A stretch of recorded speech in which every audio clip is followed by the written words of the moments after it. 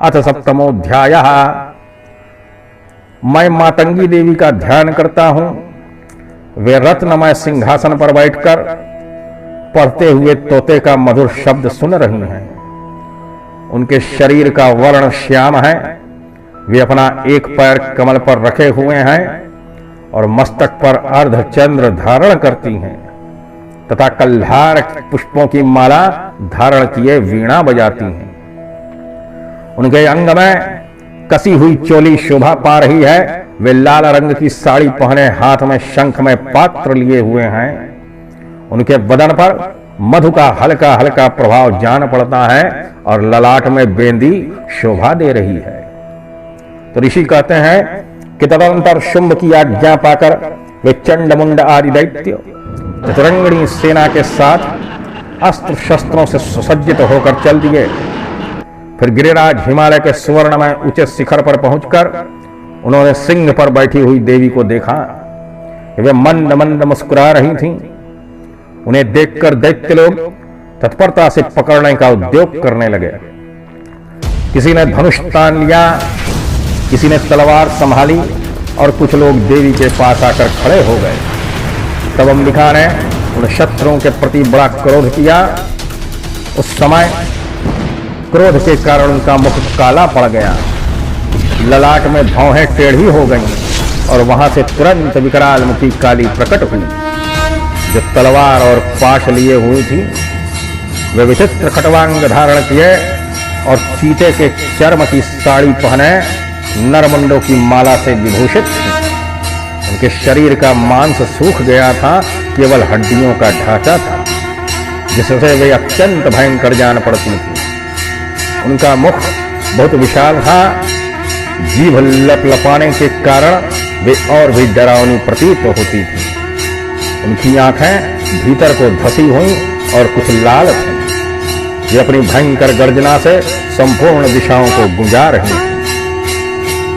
बड़े बड़े दैत्यों का वध करती हुई ये कालिका देवी बड़े वेग से दैत्यों की सेना पर टूट पड़ी और उन सबको भक्षण करने लगी।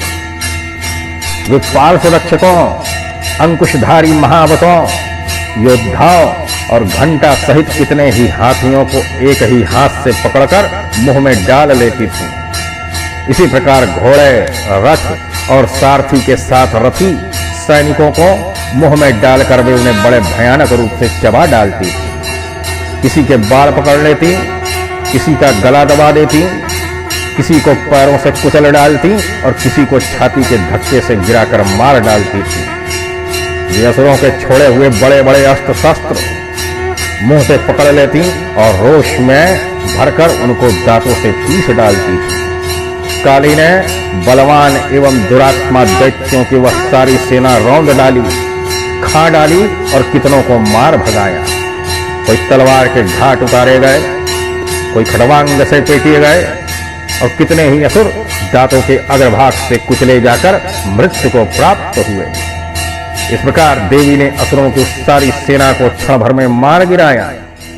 यह देखकर चंड उन अत्यंत भयानक काली देवी की ओर दौड़ा। महादैत्य मुंड ने भी अत्यंत भयंकर बाणों की वर्षा से तथा हजारों बार चलाए हुए चक्रों से उन भयानक नेत्रों वाली देवी को आच्छादित कर दिया।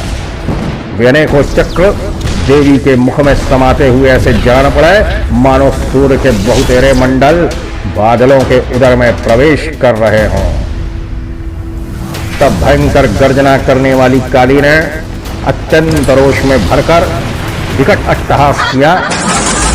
उस समय उनके विकराल बदन के भीतर कठिनता से देखे जा सकने वाले दांतों की प्रभा से वे अत्यंत उज्जवल दिखाई देती थी। देवी ने बहुत बड़ी तलवार हाथ में लेकर हन का उच्चारण करके चंड पर धावा किया और उसके केश पकड़कर उसी तलवार से उसका मस्तक काट डाला।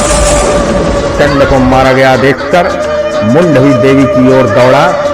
तब देवी ने रोष में भरकर उसे भी तलवार से घायल करके धरती पर सुला दिया। महापराक्रमी चंड और मुंड को मारा गया देखकर मरने से बची हुई बाकी सेना भय से व्याकुल होकर चारों ओर भाग चली गई। तदंतर काली ने चंड और मुंड का मस्तक हाथ में लेकर चंडिका के पास जाकर प्रचंड अट्टहास करते हुए कहा कि देवी, मैंने चंड और मुंड नामक इन महा पशुओं को तुम्हें भेंट किया है। अब युद्ध यज्ञ में तुम शुंभ और निशुंभ का स्वयं ही वध करना। तो ऋषि कहते हैं कि वहां लाए हुए उन चंड मुंड नामक महादैत्यों को देखकर कल्याणमयी चंडी ने काली से मधुर वाणी में कहा कि देवी, तुम चंड और मुंड को लेकर मेरे पास आई हो, इसलिए संसार में चामुंडा के नाम से तुम्हारी ख्याति होगी। इस प्रकार श्री मार्कंडेय पुराण में सामरणिक मनवंतर की कथा के अंतर्गत देवी महात्म्य में श्री जगदम्बा को अर्पण है। श्री जगदम्बार्पणमस्तु।